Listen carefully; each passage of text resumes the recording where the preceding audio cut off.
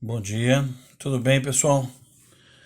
Aqui quem fala é o professor Charleston, sou professor de matemática do segundo A, B, C, D e E, tá? Então eu vou estar passando para vocês aí uma pequena explicação de alguns conteúdos e aí depois em seguida eu passo uma lista de exercícios aí, vocês podem enviar pelo meu e-mail, tá bom? Eu vou estar disponibilizando no Google Drive e também no Google Classroom, beleza? Então vamos lá. Percebi pela apostila aí do bimestre passado que ele contemplou um pouco sobre a trigonometria, ciclo trigonométrico, algumas coisas de arcos. E eu não sei se vocês tiveram todo o embasamento. Então, pensando nisso, pessoal, vou colocar aqui uma pequena revisãozinha, perfeito? Vamos lá, ó. Então, estou colocando aqui, não sei se vocês estão conseguindo, se está claro para enxergar, ó. Então a trigonometria, pessoal, ela é baseada no triângulo retângulo. Então, antes de chegar na parte do ciclo trigonométrico, as tangentoides, as senoides, etc., nós vamos relembrar aí alguma coisa da base da trigonometria. Primeiro, pessoal, a trigonometria ela é baseada no triângulo retângulo. É esse triângulo que eu estou colocando aqui, ó, triângulo 3, 4, 5. Tá? Então, se porventura vocês não lembrarem como a gente faz para descobrir um dos lados do triângulo, vocês devem estar utilizando o Teorema de Pitágoras, que é essa formulinha aqui, ó.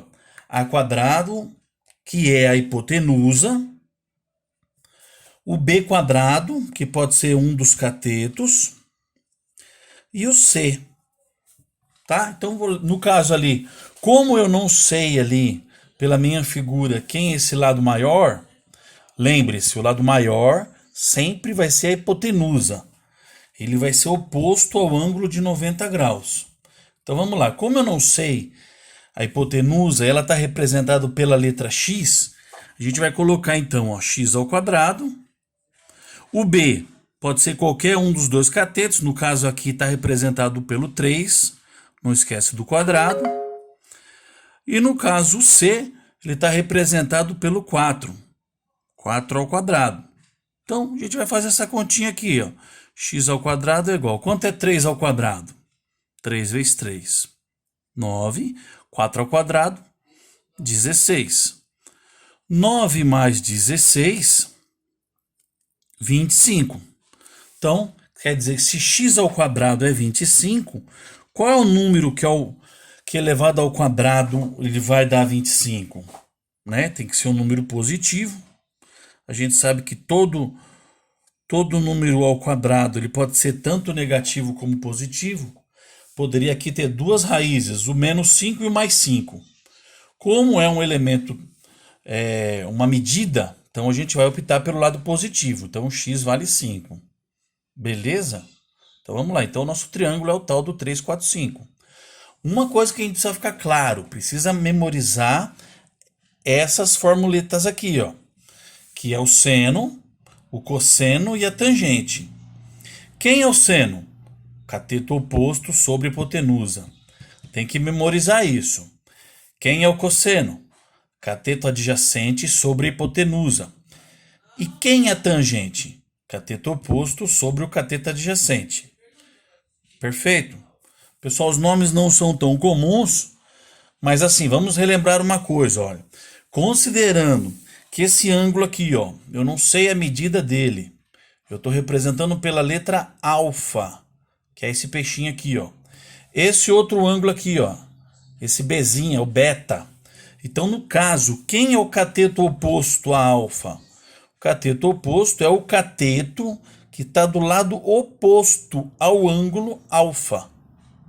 Perfeito? Então, se eu estiver me referindo aqui, por exemplo, ao seno de alfa, a gente vai fazer assim, ó. Cateto oposto sobre hipotenusa.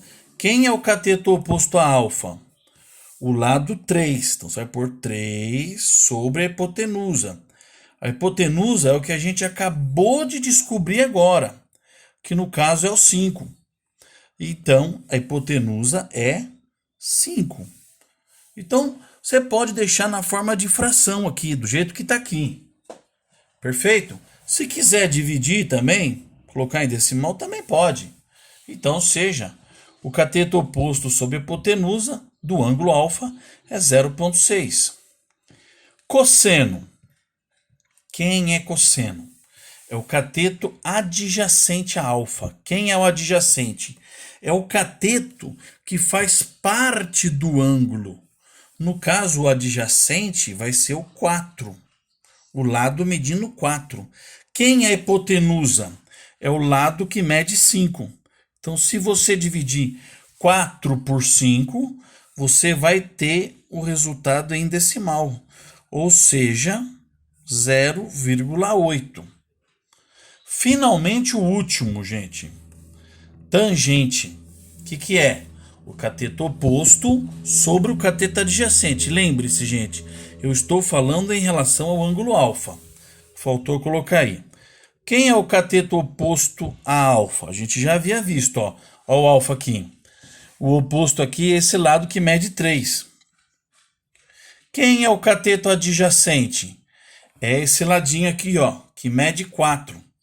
Então, se você pegar essas medidas, vai dar 3 sobre 4. E se você dividir, o resultado em decimal dá 0,75. Ok? Beleza, pessoal. Então eu vou colocar alguns exercícios baseado nesses exemplos aqui, só a título de revisão. Tá perfeito? Depois a gente vai para a parte do círculo. Valeu, então. Até a próxima.